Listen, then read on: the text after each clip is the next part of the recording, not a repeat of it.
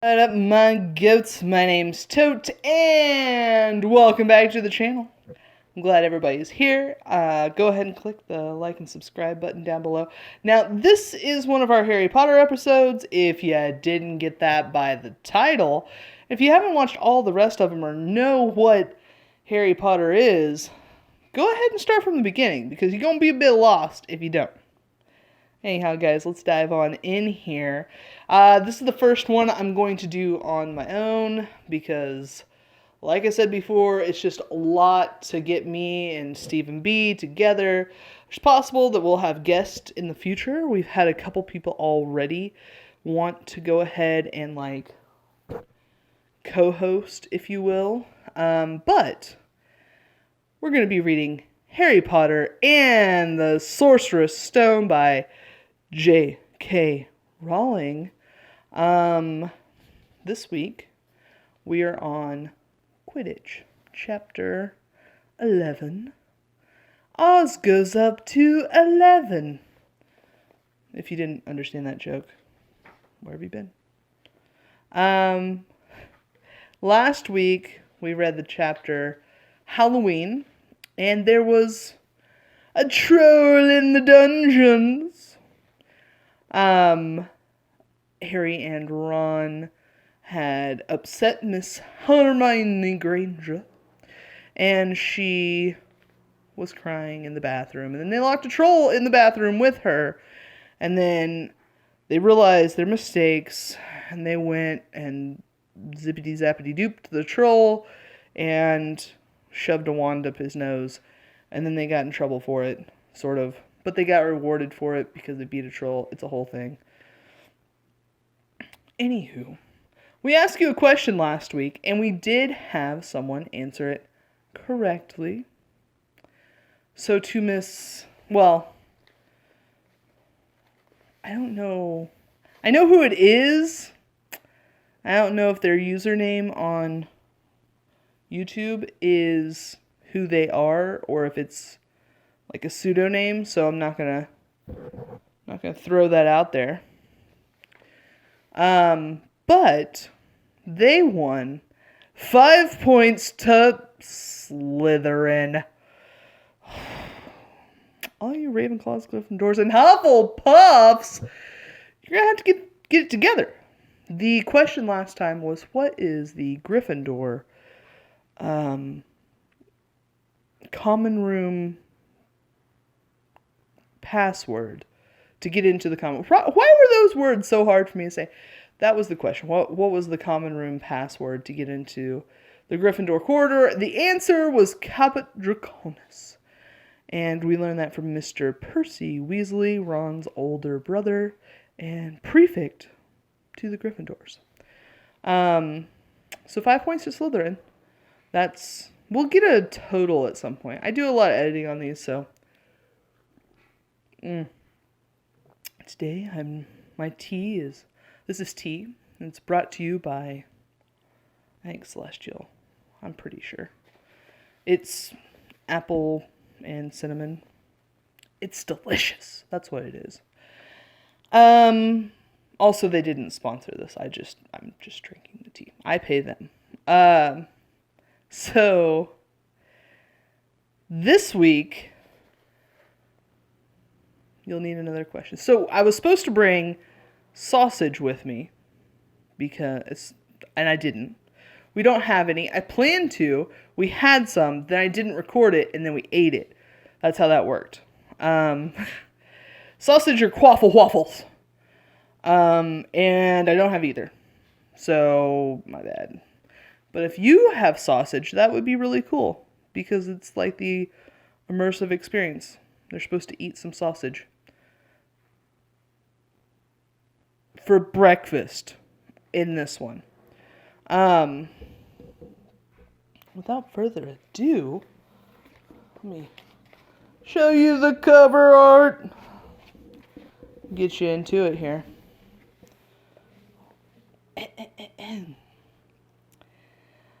As they entered November, the weather turned very cold. The mountains around the school became icy gray, and the lake like chilled steel. Every morning the ground was covered in frost. Hagrid could be seen from the upstairs window defrosting broomsticks in the Quidditch field, bundled up in a long moleskin overcoat, rabbit fur gloves, and enormous bearskin boots. The Quidditch season had begun. On Saturday, Hagrid would be playing in his first match. Hagrid did. No. On Saturday, Harry would be playing in his first match after weeks of training. Gryffindor versus Slytherin. If Gryffindor won, they would move up into second place in the house championship. That's kind of quick to be just, do you just go immediately to playoffs? Just sudden death?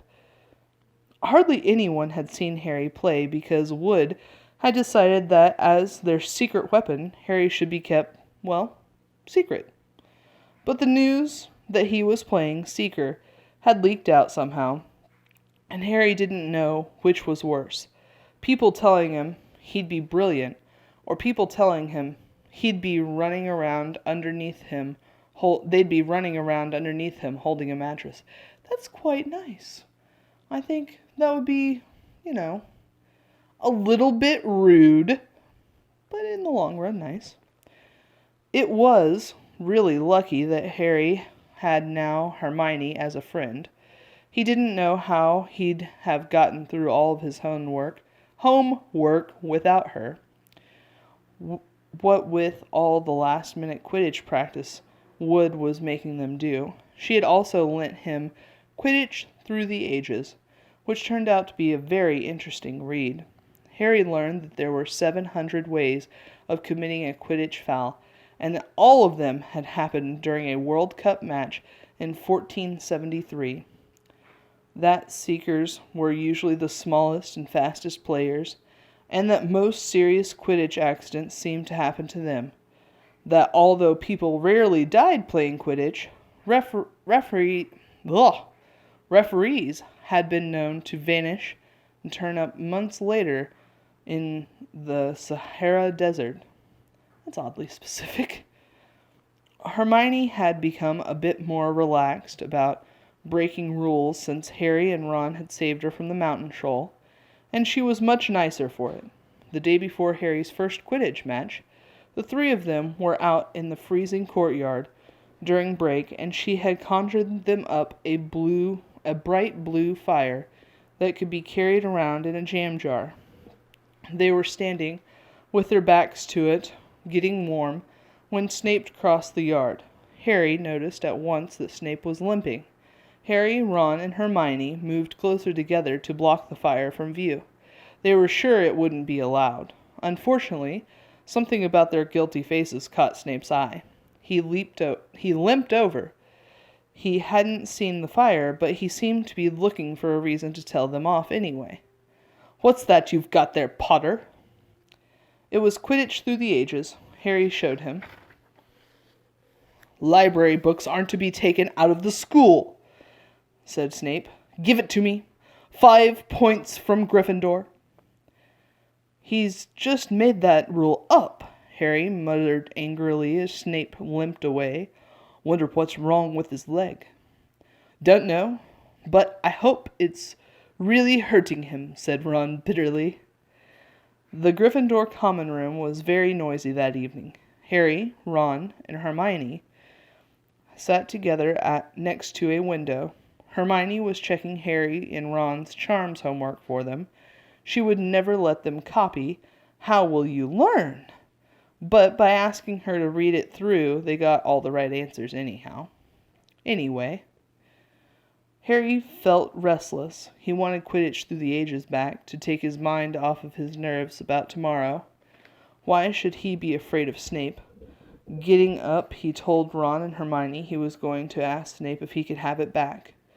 "Better you than me," they said together, but Harry had an idea that Snape wouldn't refuse if there were other teachers listening. He made his way down to the staff room and knocked. There was no answer. He knocked again. Nothing. Perhaps Snape had left the book in there. It was worth a try. He pushed the door ajar and peered inside. To a and a horrible scene met his eyes. Snape and Filch were inside, alone. Snape was holding his robes above his knees. One of his legs were bloody and mangled. Filch was handing Snape bandages. "Blasted thing," Snape was saying. "How are we supposed to keep our eyes on all three heads at once?" Harry tried to shut the door quietly, but "Potter!" Snape's face was twisted with fury as he dropped his robes quickly to hide his leg. He gulped. "I was just wondering if I could have my book back." "Get out! Out!" Harry left before Snape could take any more points from Gryffindor. He sprinted back upstairs. "Did you get it?" Ron asked as Harry joined them. "What's the matter?" In a low whisper, Harry told them what he'd seen. "You know what this means," he finished breathlessly. "He tried to get past that three-headed dog at Halloween. That's where he was going when we saw him. He's after whatever it's guarding. And I'd bet my broomstick he let that troll in to make a diversion." Hermione's eyes were wide. "No, he wouldn't," she said. "I know he's not very nice, but he wouldn't try and steal something that Dumbledore was keeping safe." "Honestly, Hermione, you think all teachers are saints or something," snapped Ron. "I'm with Harry. I wouldn't put anything past Snape. But what's he after? What's that dog guarding?" Harry went to bed with his head buzzing with the same questions Neville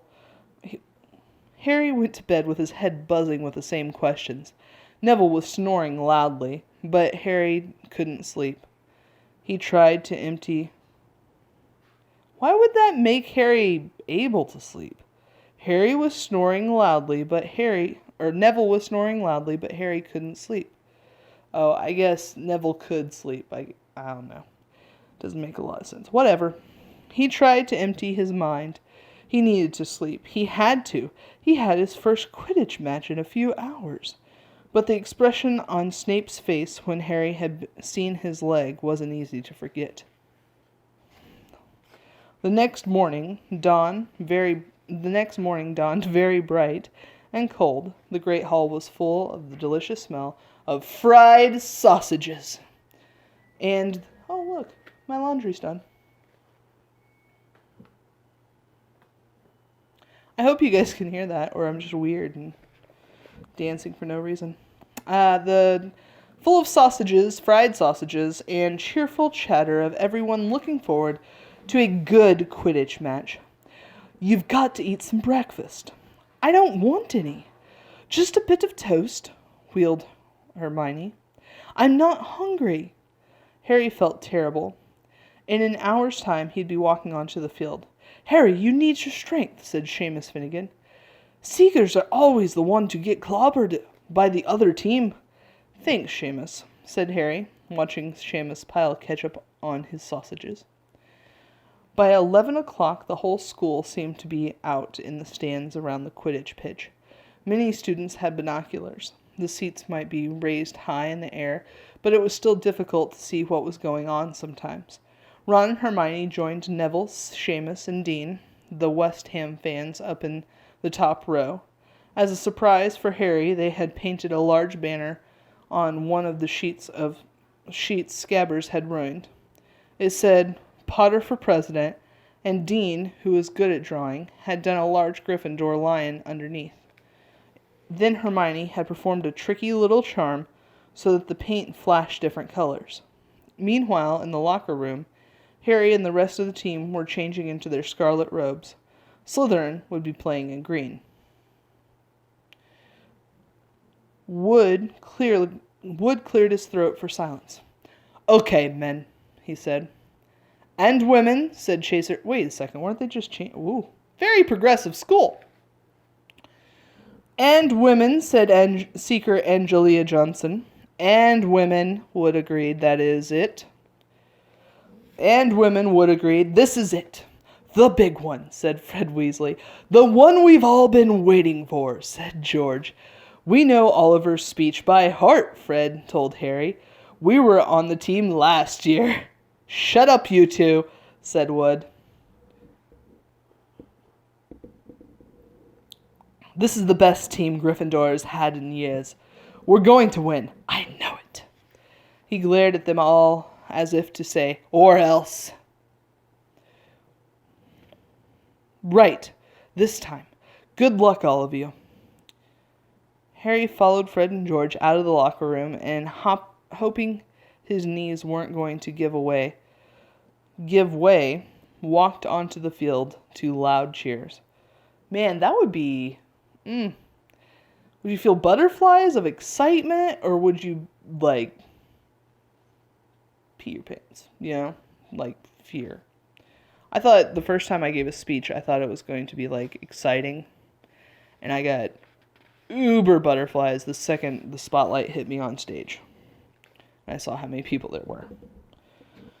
So, I don't know. Guess we'll find out whenever I get my letter.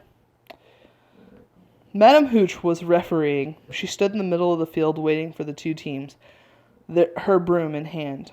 Now I want a nice fair game, all of ya, she said. Once they were all together around her, Harry noticed that she seemed to be speaking particularly to the Slytherin captain, Marcus Flynn, a fifth year. Harry thought Marcus looked as if he had some troll blood in him. Been drinking horse milk, that one. Been raised on horse milk. Yeah. Out of the corner of his eye, he saw the fluttering banner high above, flashing Potter for president over the crowd. His heart skipped. He felt braver. That's awesome. Mount your brooms, please. Harry clambered onto his Nimbus 2000. Madam Hooch gave a loud blast on her silver whistle.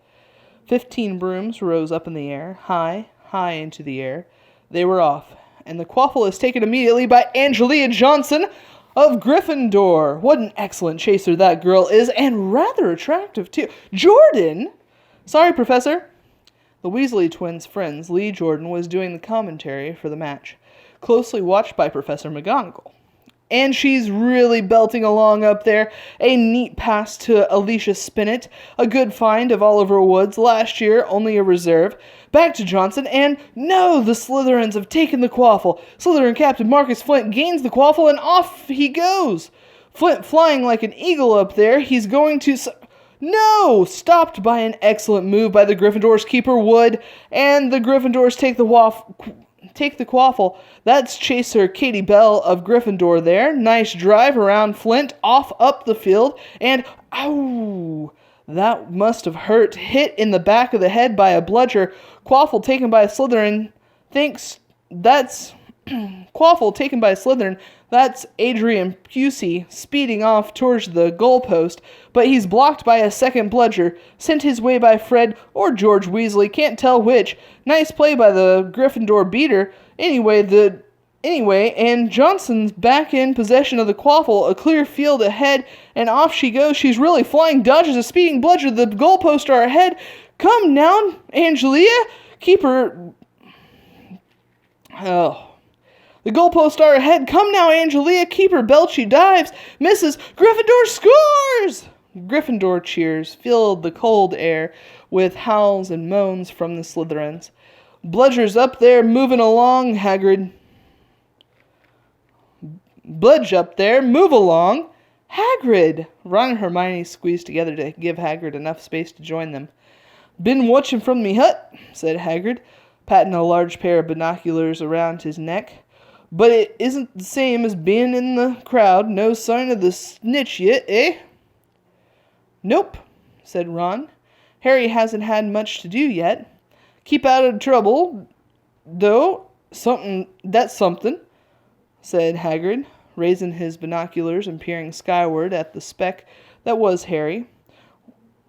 Way up above them, Harry was gliding over the game, squinting around for some sign of the snitch. This was part of his and Wood's game plan. Keep out of the way until you've caught sight of the snitch, Wood had said. We don't want you attacked before you have to be. When Angelia had scored, Harry had done a couple loop-de-loops to let off his feelings. Now he was back staring around for the snitch. Once he caught sight of the flash of gold, though it was just a reflection from one of the Weasley's wristwatches, and once a bludger decided to come pelting his way, more like a cannonball than anything, but Harry dodged it, and Fred came chasing after it. "All right there, Harry," he had time to yell, as he beat the bludger furiously towards Marcus Flint. "Slytherin in possession," Lee George was saying. Chaser Piercy ducks 2 bludgers, 2 Weasleys, and Chaser Bell, and speeds towards the— Wait a moment! Was that the snitch? A murmur ran through the crowd as Adrian Pusey dropped the quaffle, too busy looking over his shoulder at a flash of gold that had passed his left ear. Harry saw it. In a great rush of excitement, he dived downward towards the streak of gold. Slytherin seeker Terence Higgs had seen it too. Neck and neck they hurled towards the snitch, and all the chasers seemed to have forgotten what they were supposed to be doing as they hung in mid-air to watch. Harry was faster than Higgs. He could see the little round ball, wings fluttering, darting up ahead. He put an extra spurt of speed. Wham! A roar echoed through the Gryffindors below. Marcus Flint had blocked Harry on purpose, and Harry's broom spun off course, Harry holding on for dear life. "Foul!" screamed the Gryffindors. Madam Hooch spoke angrily at Flint and then ordered a free shot at the goal post for Gryffindor. But in all the confusion, of course, the golden snitch had disappeared from sight again. Down in the stands, Dean Thomas was yelling, "Send him off, ref! Red card!" "What are you talking about, Dean?" said Ron. "Red card," said Dean furiously. "In soccer, you get shown the red card and you're out of the game." "But this isn't soccer, Dean," Ron reminded him. Hagrid, however, was on Dean's side. "They ought to change the rules. Flint could have knocked Harry out of the air." Wow, that was really Scottish. But Lee Jordan was finding it difficult not to take sides. "So, after that obvious and disgusting bit of cheating—" "Jordan!" growled Professor McGonagall. "I mean, after that open and revolting Jordan, I'm warning you." All right. "Flint nearly kills the Gryffindor seeker, which could have happened to anyone, I'm sure. So, a penalty to Gryffindor taken by Spinnet, who puts it away, no trouble, and we continue play. Gryffindor still in possession." It was as Harry dodged another bludger, which went spinning dangerously past his head, that it happened. His broom gave a sudden frightening lurch. For a split second he thought he was going to fall. He gripped the broomstick tightly with both of his hands and knees. He'd never felt anything like that. It happened again, and it was as though the broom was trying to buck him off. But the Nimbus 2000 did not suddenly decide to buck off their riders. Harry tried to turn back towards the Gryffindor goalpost. He had half a mind to ask Wood to call a timeout, and then he realized that his broom was completely out of his control. He couldn't turn it. He couldn't direct it at all. It was zigzagging through the air and every now and then making violent swooshing motions that almost unseated him. Lee was still commenting.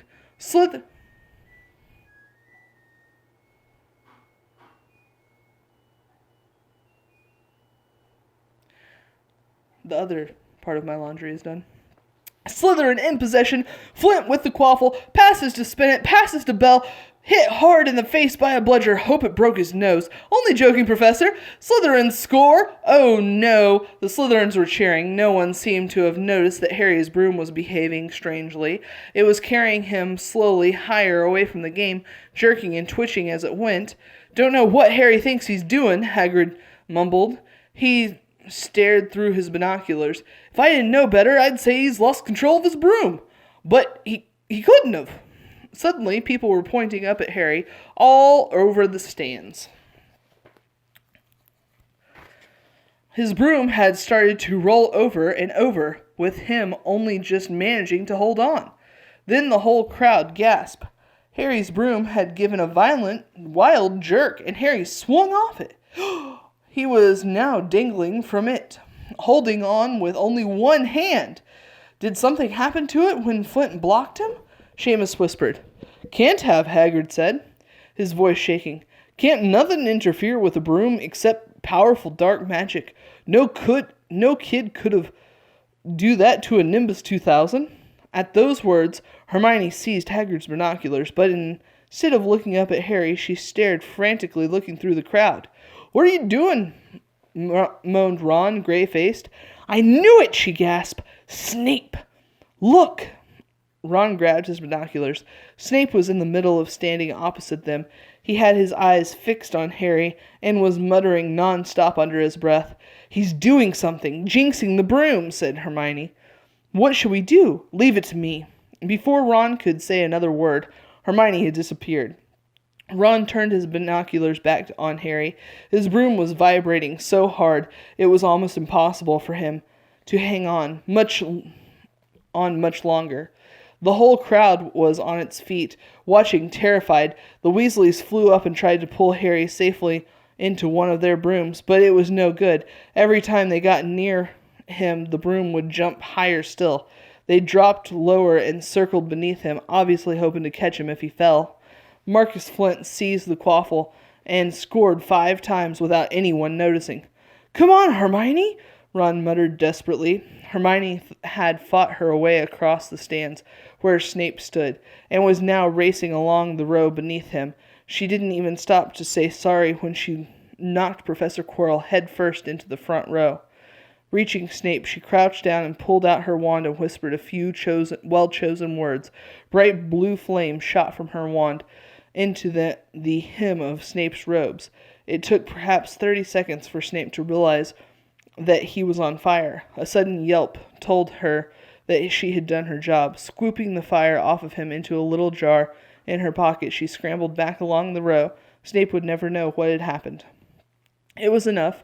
Up in the air, Harry was suddenly able to clamber back onto his broom. "Neville, you can look," Ron said. Neville had been sobbing into Hagrid's jacket for the last 5 minutes. Harry was speeding towards the ground when the crowd saw him clap his hand to his mouth as though he was about to be sick. He hit the field on all fours, coughed, and something gold fell out into his hand. "I've got the snitch," he shouted, waving it above his head, and the game ended in complete confusion. "He didn't catch it! He nearly swallowed it!" Flint was still howling 20 minutes later, but it had made no difference. Harry hadn't broken any rules, and Lee Jordan was still happily shouting the results. "Gryffindor had won by 170 points to 60. Harry heard none of this, though. He was being made a cup of strong tea back in Hagrid's hut, and Ron and Hermione. "It was Snape," Ron was explaining. "Hermione and I saw him. He was cursing your broomstick, muttering. He wouldn't take his eyes off you." "Rubbish," said Hagrid, who hadn't heard a word of what had gone on next to him in the stands. "Why would Snape do something like that?" Harry, Ron, and Hermione looked at one another, wondering what to tell him. Harry decided on the truth. "I found out something about him," he told Hagrid. "He tried to get past that 3-headed dog on Halloween, and it bit him. We think he was trying to steal whatever it's guarding." Hagrid dropped his teapot. "How do you know about Fluffy?" he said. "Fluffy? Yeah, he's mine. Bought him off a Greek chippy I met in the pub last year. I lent him to Dumbledore to guard the—" "Yes," said Harry eagerly. "Now, don't ask me any more," said Hagrid gruffly. "It's top secret, that is." "But Snape's trying to steal it." "Rubbish," said Hagrid again. "Snape's a Hogwarts teacher. He'd do nothing of the sort." Why did he just try to kill Harry?" cried Hermione. This afternoon's events certainly seemed to have changed her mind about Snape. "I know a jinx when I see one, Hagrid. I've read all about them." Oh, she's read all about them. Okay. "You've got to keep your eye contact, and Snape wasn't blinking at all. I saw him." "I'm telling you, you're wrong," said Hagrid hotly. "I don't know why Harry's broom acted like that, but Snape wouldn't try and kill a student. Now, listen to me, all 3 of you. You're meddling in things that don't concern you. It's dangerous. You'd forget that dog, and you'd forget what's guarding. That's between Professor Dumbledore and Nicholas Flamel." "Aha!" said Harry. "So there's someone called Nicholas Flamel involved, is there?" Hagrid looked furious with himself. And that is the end of the chapter. So let's talk points. We've got 5 points for Slytherin, unfortunately, as Dean Thomas would say. And we need a new question for next time. So, question from last chapter. Last chapter was Halloween. And question for last chapter would be,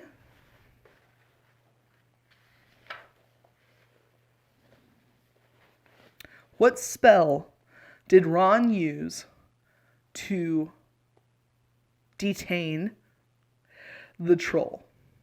Leave that spell down below.